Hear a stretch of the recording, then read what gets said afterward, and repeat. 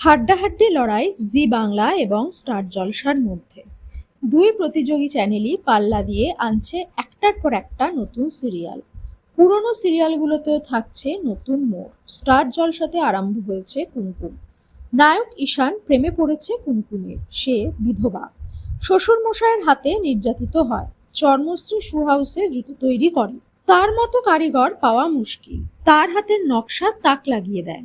ঈশানের বোনের বিয়েতে জুতো তৈরি করে আনে কুমকুম। তার উপস্থিতিতে অখুশি ঈশানের মা। তিনি বলেন, বিধবা হয়ে সে কেন তার মেয়ের এনগেজমেন্টে এসেছে, এতে শাওলির বিয়ে ভেস্তে যাবে। প্রতিবাদ করে ঈশান। তারপর কুমকুমকে ফিশ ফ্রাই খেতে বলে। কুমকুম না খেতে চাইলে ঈশান বলে, বাবা মা তাকে মাছ খাওয়া শিখিয়েছে। বাবা মা মারা গেলে যদি মাছ খাওয়া না ছাড়ে, তাহলে স্বামী মারা গেলে কেন ছাড়বে? কুমকুম বুঝতে পারে ঈশান তার কথা ভাবে। আস্তে আস্তে জীবন বদলাবে কুমকুমের।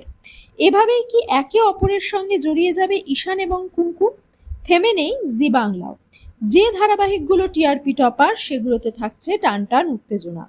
জোয়ার ভাটাতে নিশার হাতে খুন হবে উজি। নিশা ভানুকে নিয়ে গোপন ডেরায় জালিয়াতির কাজকর্ম করছে। সে সন্ধান পায় উজি, ফোর্স নিয়ে যায় সেখানে। নিশা জানতো উজি আসবে। সে পালানোর ব্যবস্থাও রাখে। ফোর্স ঢুকতেই বিস্ফোরণ হয়। জানা যায় দুর্জয় সব ষড়যন্ত্রের মূলে। সে উজির ক্ষতি চায়। সেই ফাঁদেই পা দিয়ে ফেলে নিশা। নিশাকে অ্যারেস্ট করে পুলিশ অফিসার জিৎ বসু।